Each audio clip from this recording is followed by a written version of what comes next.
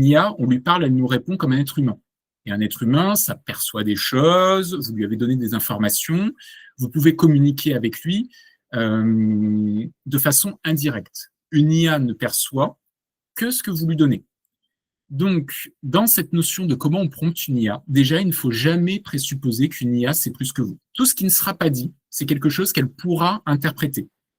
Par exemple, si je dois faire une newsletter pour l'école Beauvoir, et que je demande à ChatGPT de faire cette newsletter et que je ne lui dis pas que je suis une école d'informatique, il pourra faire une newsletter pour l'école Beauvoir, qui est une école de journalisme. Et il n'aura pas tort, je ne lui aurais pas donné l'information. Une IA n'est jamais au courant de ce que vous voulez. Elle est au courant de plein de choses. L'IA a accès à la totalité d'Internet, donc elle peut trouver beaucoup de choses. Par contre, la seule chose qu'elle ne peut pas savoir, c'est ce que vous voulez. Et ça demande de faire cet effort-là, de se demander toujours qu'est-ce qui me manquerait, moi, pour répondre à cette question. On peut prendre un exemple bateau. On va partir sur l'idée d'un post Instagram, vu que c'est quelque chose de simple, standard, et pas extrêmement folichon. Je veux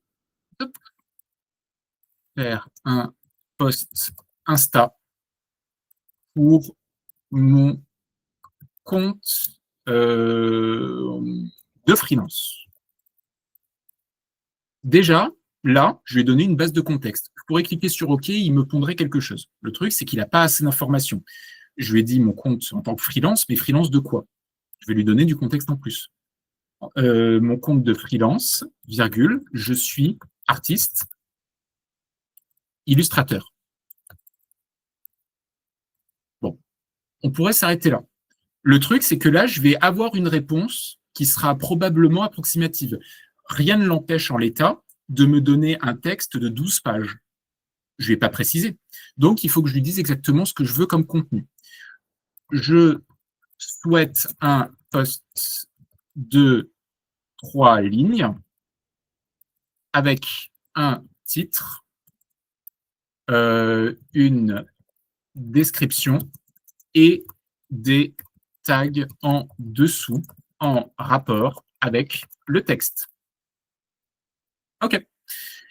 Là, déjà, vous voyez qu'on a quelque chose de plus précis dans ce qu'on va recevoir. Donc, il sait qui je suis, il sait ce que je veux, il sait quelle est la finalité, et il a un formatage précis de ce qu'il y a. Je pourrais m'arrêter là. Le problème, c'est qu'il n'a pas de précision sur le type d'écriture.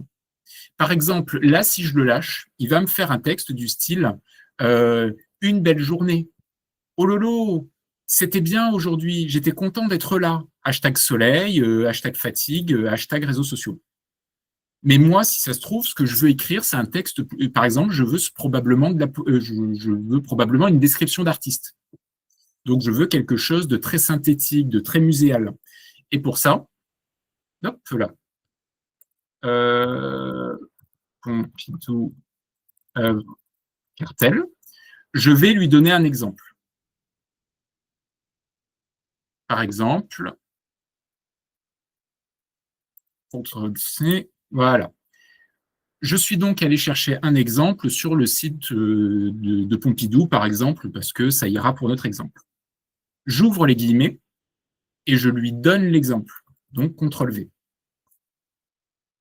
Vous remarquez à présent qu'il sait ce qu'il doit faire, il sait dans quel contexte il doit le faire, il sait le formatage attendu, et maintenant, il sait la tronche que ça doit avoir. Top.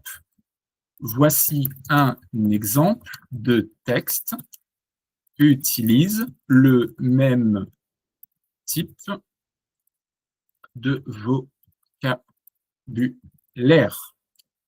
Voilà.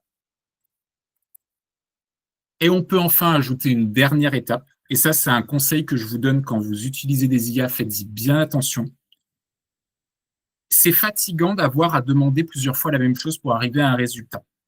Imaginons, vous avez votre stagiaire et vous lui demandez un café. Il va vous chercher un café. Et vous lui dites « Oh non, mais je voulais un café au lait. » Il va vous chercher un café au lait. Vous dites « Non, mais en fait, je voulais un café au lait avec du sucre. » Il va vous rechercher votre café. Alors que vous lui auriez demandé dès le départ je ne sais pas ce que je veux, va me chercher un café au lait et un café sucré.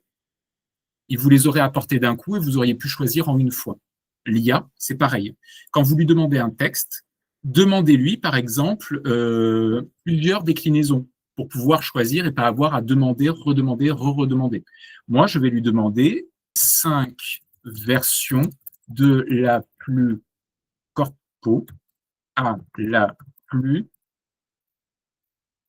plus arty. Disons ça. Je valide. Tac, tac, tac, il a capté. Et vous voyez déjà qu'il est en train de me faire plusieurs versions. Je lui avais donc demandé 3 lignes. Vous voyez qu'à chaque fois, il fait 3 lignes. Donc, en l'état, je n'ai pas besoin de lui redemander de bien calibrer ça. Et je peux simplement choisir directement ce que je veux. Par exemple, étude de casse. Ce qui informe ceux qui se regardent, le cartel sort de l'ombre pour s'imposer comme l'œuvre, brouillant les frontières entre l'objet et le texte. Bon, on se fiche un peu du contenu, c'est pas notre objet aujourd'hui. Donc, gardez bien en tête pour le prompt, et je le dis parce que j'ai des personnes adorables qui utilisent énormément l'IA, et même des personnes plutôt jeunes, qui ont tendance à se dire, l'IA, elle sait. L'IA, elle sait pas. L'IA est un modèle statistique. C'est une machine. C'est-à-dire que c'est comme votre grille-pain. Si vous déclenchez votre grille-pain et que vous le mettez au maximum, il vous grillera votre tartine. C'est pas de sa faute, c'est vous qui l'avez mal réglé. Un prompt, c'est un réglage en langage naturel, mais c'est un réglage. Donc là, je vous en fais la version courte. Dans les cours, par exemple, on revient sur des choses, sur le fait de donner de la référence. On a un prochain workshop qui arrivera sur de la génération photo et vidéo, par exemple. Si vous n'avez pas de méthodologie de travail et que vous ne donnez pas de référence en photo-vidéo, vous êtes dépendant de la base de données. Il ne faut pas oublier que ChatGPT, c'est une IA faite par des ingénieurs masculins sur un corpus européen, américain et compagnie. Donc, vous aurez des images qui ont un parti pris. Si ce parti pris vous va, c'est pas grave.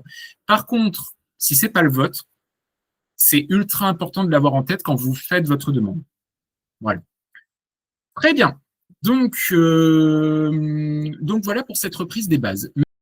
Si vous êtes encore là, c'est que le sujet vous parle et j'ai une très bonne nouvelle. Vous pouvez rejoindre nos workshops pour participer avec notre communauté à ces cours, qui sont des cours plutôt participatifs. Les sujets sont influencés par les étudiants qui viennent. Ces workshops sont accessibles gratuitement. Donc, pour nous rejoindre, venez directement cliquer sur le lien en description. D'autre part, vous avez peut-être détecté l'intérêt majeur que ces outils peuvent avoir pour votre activité professionnelle, pour améliorer un peu votre productivité ou changer complètement certains axes de votre façon de travailler. Pour ça, nous faisons des formations qui sont certifiées Calliope et qui sont éligibles à tout un ensemble de dispositifs de financement. On en fait très régulièrement avec des particuliers, des alternants, des personnes en reconversion ou des entreprises, et c'est quelque chose qui marche très bien. Donc, si le sujet vous intéresse, je vous propose de prendre rendez-vous avec nous avec le lien qui est juste en description. Si ce format de petite vidéo vous parle davantage, je vous propose de vous abonner à cette chaîne YouTube. On va continuer à en diffuser au fil du temps. Merci infiniment pour votre temps et je vous dis à très vite pour de prochaines vidéos.